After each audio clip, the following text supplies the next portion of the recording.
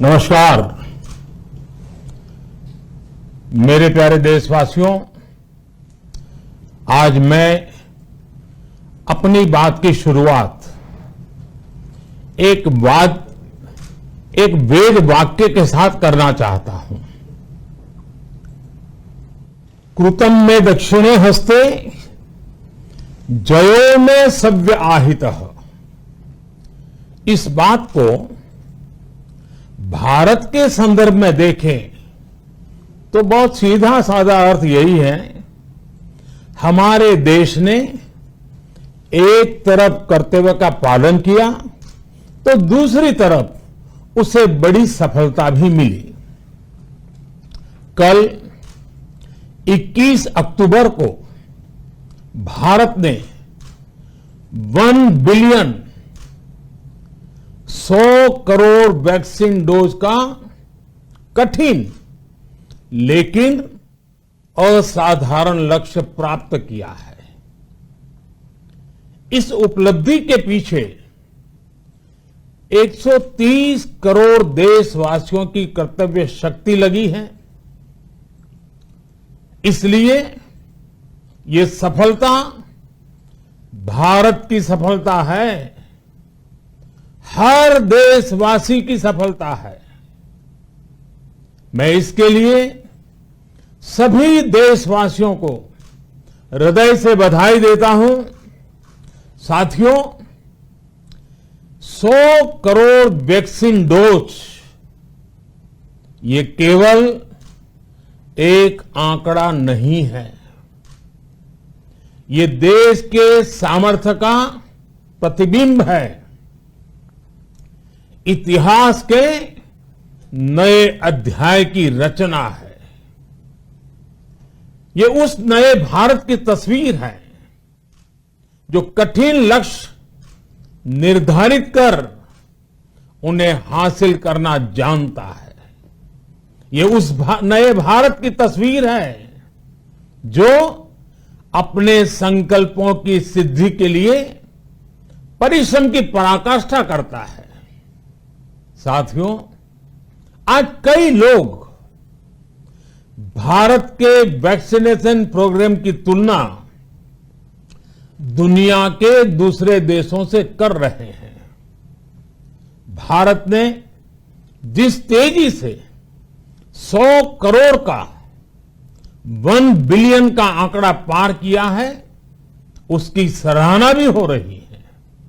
लेकिन इस विश्लेषण में एक बात अक्सर छूट जाती है कि हमने ये शुरुआत कहां से की है।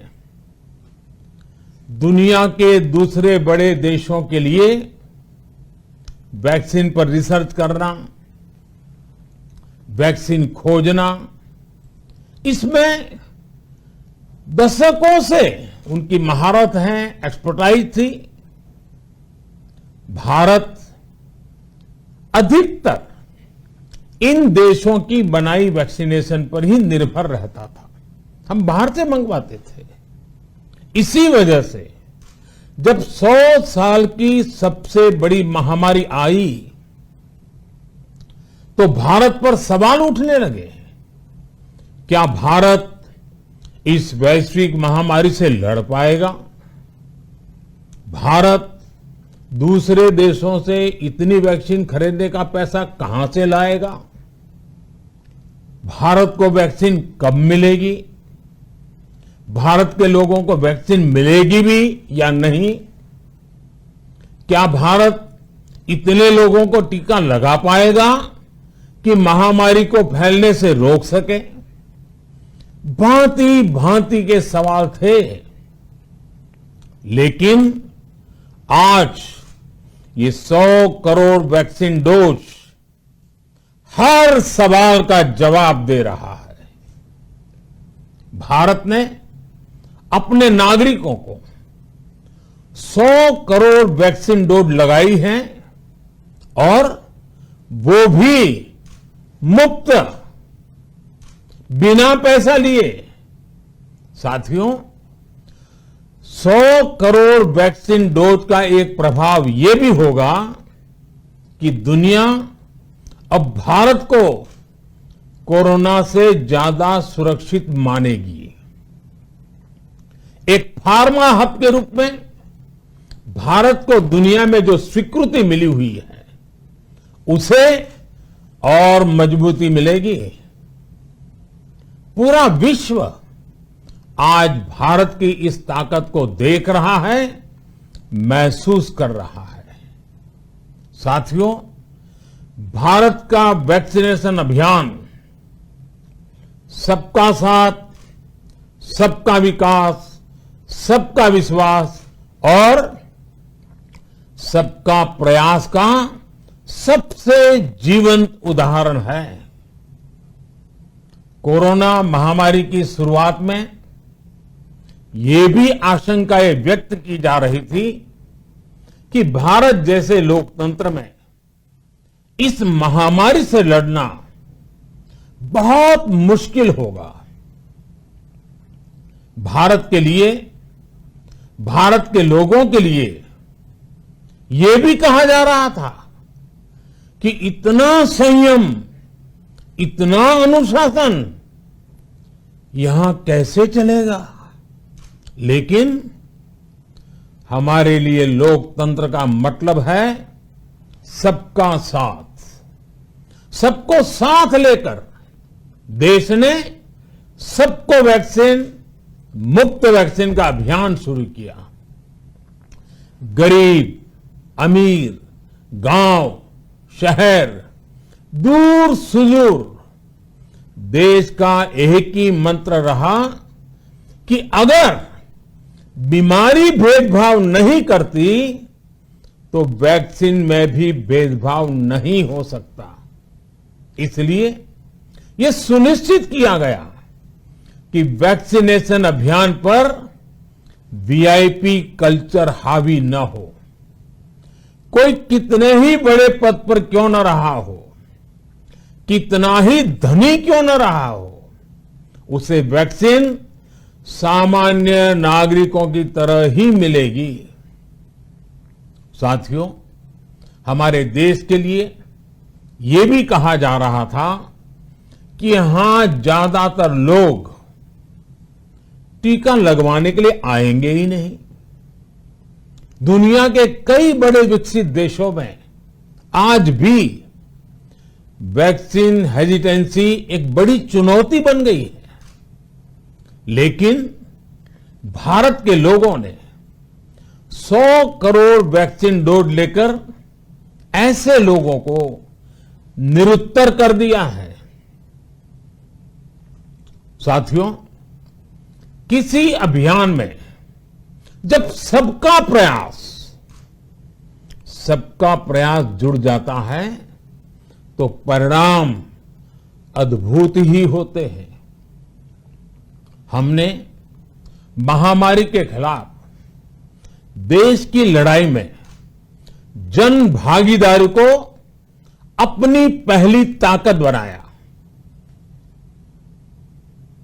फर्स्ट लाइन ऑफ डिफेंस बनाया। देश ने अपनी एकजुटता को ऊर्जा देने के लिए ताली, थाली बजाई, दिए जलाए। तब कुछ लोगों ने कहा था कि क्या इससे बीमारी भाग जाएगी? लेकिन हम सभी को उसमें देश की एकता दिखी, सामूहिक शक्ति का जागरण दिखा। इसी ताकत ने कोविड वैक्सीनेशन में आज देश को इतने कम समय में 100 करोड़ तक पहुंचाया है। कितनी ही बार हमारे देश ने एक दिन में टीकाकरण का आंकड़ा पार किया है। ये बहुत बड़ा सामर्थ्य है, प्रबंध कौशल है, टेक्नोलॉजी का बेहतरीन इस्तेमाल है, जो आज बड़े बड़े देशों के पास भी नहीं है। साथियों, भारत का पूरा वैक्सीनेशन प्रोग्राम विज्ञान की कोख में जन्मा है, वैज्ञानिक आधारों पर पनपा है और वैज्ञानिक वैज्ञानिक तरीकों से चारों दिशाओं में पहुंचा है।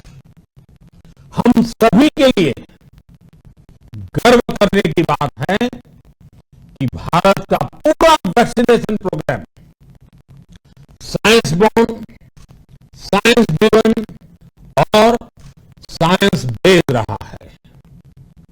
वैक्सीन बनने से पहले और वैक्सीन लगने तक इस पूरे अभियान में हर जगह साइंस और साइंटिफिक अप्रोच शामिल रही है। हमारे सामने चुनौती मैन्युफैक्चरिंग को लेकर भी थी, प्रोडक्शन को स्केल अप करने की भी थी। इतना बड़ा देश, इतनी बड़ी आबादी, उसके बाद अलग अलग राज्यों में, दूर दराज इलाकों में समय से वैक्सीन पहुंचाना, ये भी किसी भागीरथ कार्य से कम नहीं था।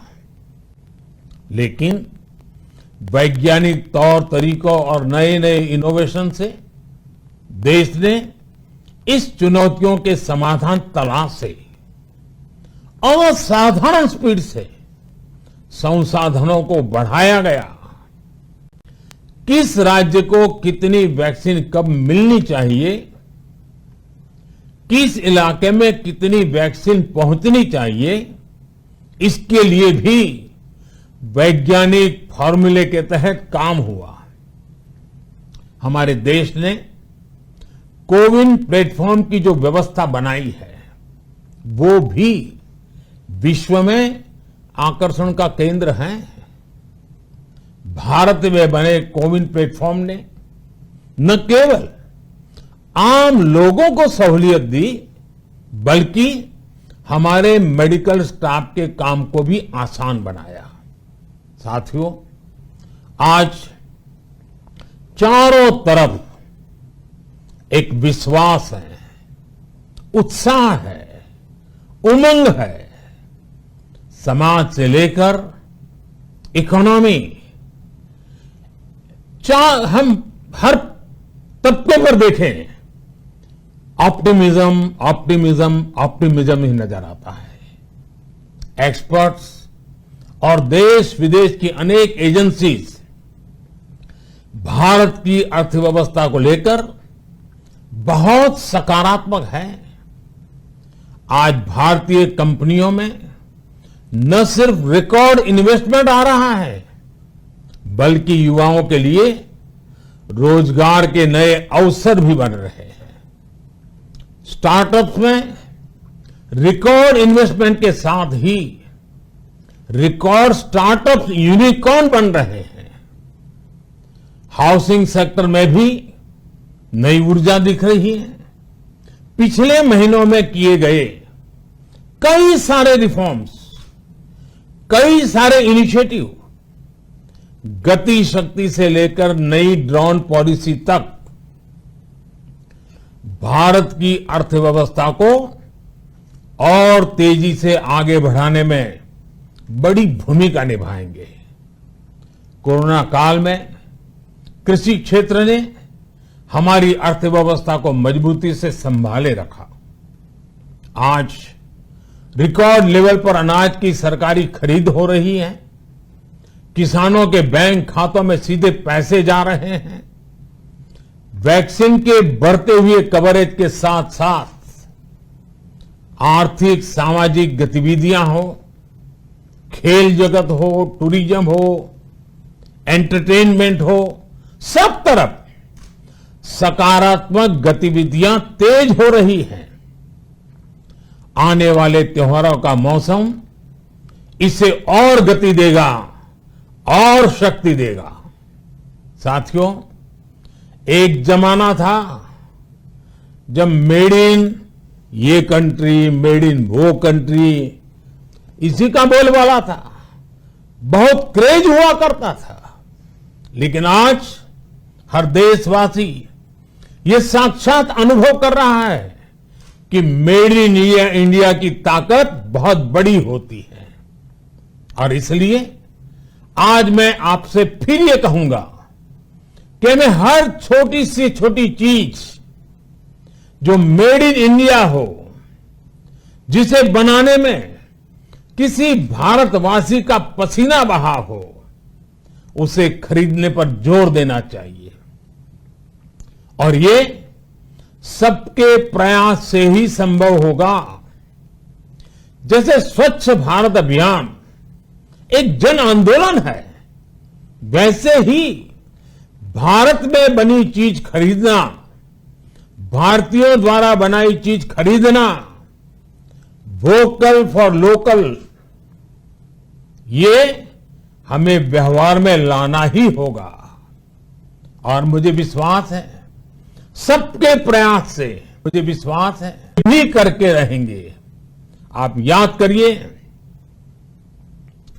पिछली दिवाली हर किसी के मन मस्तिष्क में एक तनाव था, लेकिन इस दिवाली 100 करोड़ वैक्सीन डोज के कारण एक विश्वास का भाव है। अगर मेरे देश की वैक्सीन मुझे सुरक्षा दे सकती है, तो मेरे देश का उत्पादन, मेरे देश में बने सामान मेरी दिवाली और भी भव्य बना सकते हैं। दिवाली के दौरान बिक्री की एक तरफ और बाकी साल की बिक्री एक तरफ होती है। हमारे यहां दिवाली के समय, त्योहारों के समय बिक्री एकदम बढ़ जाती है। 100 करोड़ वैक्सीन डोज हमारे छोटे छोटे दुकानदारों, हमारे छोटे छोटे उद्यमियों, हमारे रेहड़ी पटरी वाले भाइयों बहनों, सभी के लिए आशा की किरण बनकर आई है। साथियों, आज हमारे सामने अमृत महोत्सव के संकल्प है, तो ऐसे में हमारी ये सफलता हमें एक नया आत्मविश्वास दिलाती है। हम आज कह सकते हैं कि देश बड़े लक्ष्य तय करना और उसे हासिल करना बखूबी जानता है, लेकिन इसके लिए हमें सतत सावधान रहने की जरूरत है। हमें लापरवाह नहीं होना है। कवच कितना ही उत्तम हो, कवच कितना ही आधुनिक हो, कवच से सुरक्षा की पूरी गारंटी हो, तो भी जब तक युद्ध चल रहा है, हथियार नहीं डाले जाते। मेरा आग्रह है कि हमें अपने त्योहारों को पूरी सतर्कता के साथ ही मनाना है। और जहां तक मास्क का सवाल है, कभी कभी जरा, लेकिन अब तो डिजाइन की दुनिया भी मास्क में प्रवेश चुकी है। मेरा इतना ही कहना है, जैसे हमें जूते पहन करके ही बाहर जाने की आदत लग गई है ना, बस वैसे ही मास्क को भी एक सहज स्वभाव बनाना ही होगा। जिनको अभी तक वैक्सीन नहीं लगी है, वो इसे सर्वोच्च प्राथमिकता दें। जिन्हें वैक्सीन लग गई है, वो दूसरों को प्रेरित करें। मुझे पूरा भरोसा है कि हम सब मिलकर प्रयास करेंगे तो कोरोना को और जल्द हरा पाएंगे। आप सभी को आने वाले त्योहारों की एक बार फिर बहुत बहुत शुभकामनाएं, बहुत बहुत धन्यवाद।